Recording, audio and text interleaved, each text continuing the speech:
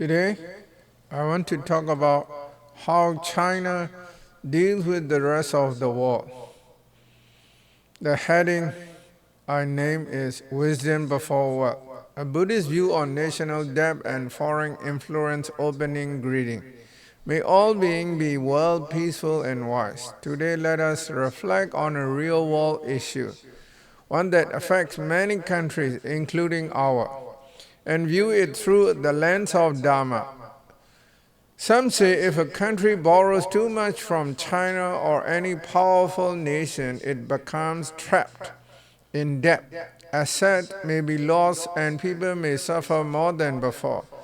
This happened in places like Sri Lanka, and it is warning to all of us. But this isn't about China alone. This is about greed. The Buddha's teaching on wise Samakamanta. The Buddha said, a wise person consider the long-term result before acting. In Godara Nigara, country must ask, will this loan benefit the people? Will this port, bridge or project truly serve the nation? Or are we building for ego, power and quick praise? Danger of lobha, greed and moha, delusion. Often leaders fall into lobha. They want grand project, fleshly city, megapod. But as Dhamma teaches, greed is like a fire. It consumes without ever being full. Dhammapata 251. They also fall into moha, the delusion that money without wisdom will solve problems. But the Buddha warns foolish people, even if they live long, never understand the path.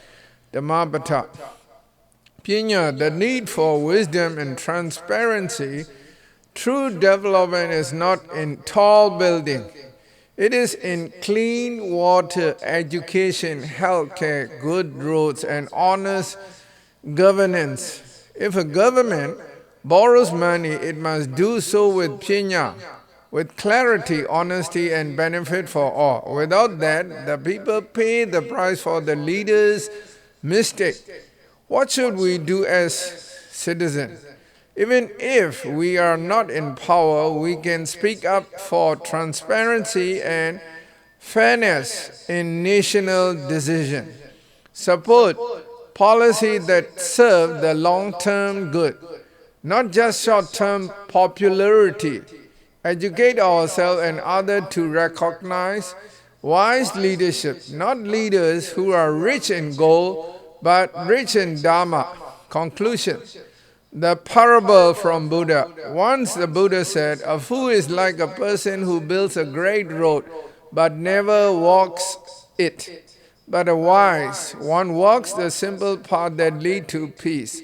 Let us remind our nation, our community, and our heart. Don't borrow to impress. Don't sell your soul for silver. Build with wisdom. Walk with peace. May we and our leaders walk the path of right view, right intention, and right livelihood. May we be protected from greed, delusion, and debt. Not only financial debt, but karmic debt as well. Thank you. May all beings be free from suffering. Here is a clear breakdown of my question, with context of a straightforward explanation. What are Latin American countries? Latin American include countries in the Americas where Romance languages, mainly Spanish and Portuguese, are spoken. These countries are North America, part of Latin America by language and culture. Mexico, Central America, Guatemala, Honduras, El Salvador, Nicaragua, Costa Rica, Panama, Caribbean, Spanish, French-speaking parts, Cuba, Dominican Republic, Puerto Rico, U.S. territory, but culturally Latin America. Haiti, South America, Colombia, Venezuela, Ecuador, Peru, Bolivia, Brazil, Portugal speaking, Paraguay, Uruguay, Argentina, Chile. Why are some Latin American countries moving away from the US and toward China? Several reasons explain this shift. Economic opportunity with China. China offers big trade deals, buys commodities like soy, copper, oil, and lithium, and invests heavily in infrastructure. China's Belt and Road Initiative (BRI) includes many Latin American countries. Now, the perception of U.S. neglect or interference. Latin American countries sometimes see U.S. policies are interventionist, especially regarding regime change, military support, or economic sanctions. They feel disrespected or ignored by Washington, especially on development issues. Loans and aid without conditions. China gives loans without strong political or human rights conditions. Unlike US or Western institutions like the IMF or World Bank, that's attractive to government needing fast money or wanting fewer restrictions.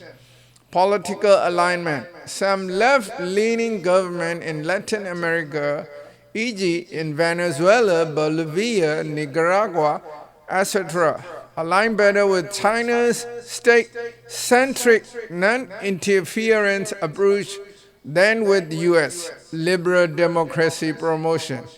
What are the solutions of the U.S. to rebuild the influence in Latin America? Respectful partnership. Treat Latin America countries as equals, not subordinate. Avoid heavy-handed political or military pressure. Competitive economic investment. Offer infrastructure, trade and green energy deals that are more attractive and sustainable than China's. Target aid and cooperation. Work on mutual problems, migration, climate change, corruption, and organized crime. Provide education, health, and tech support with transparency.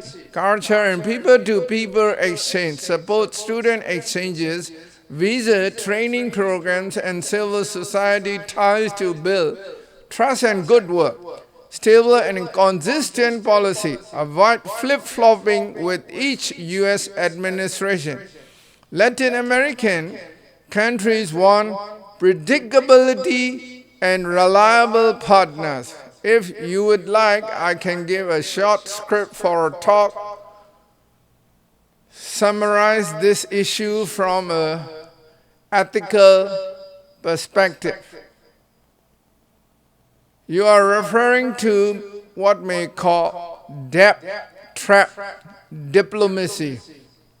The idea that China gives big loans to developing countries, and when they can't pay back, China takes control of important national assets.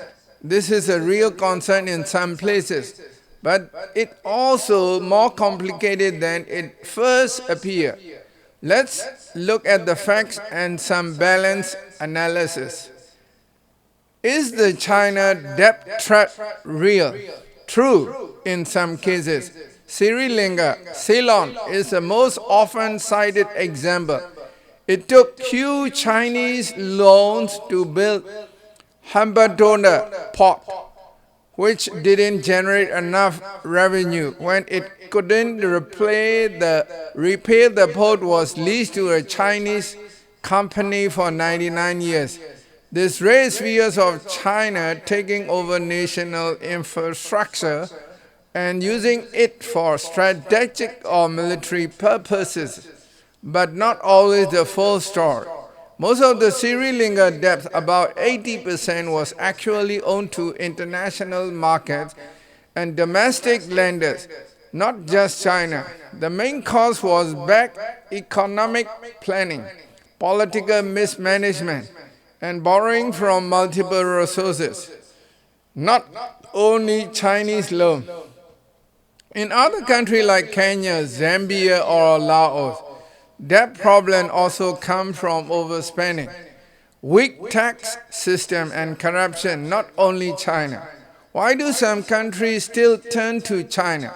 Because of China offer fast cash for infrastructure, roads, railways, ports, and dams.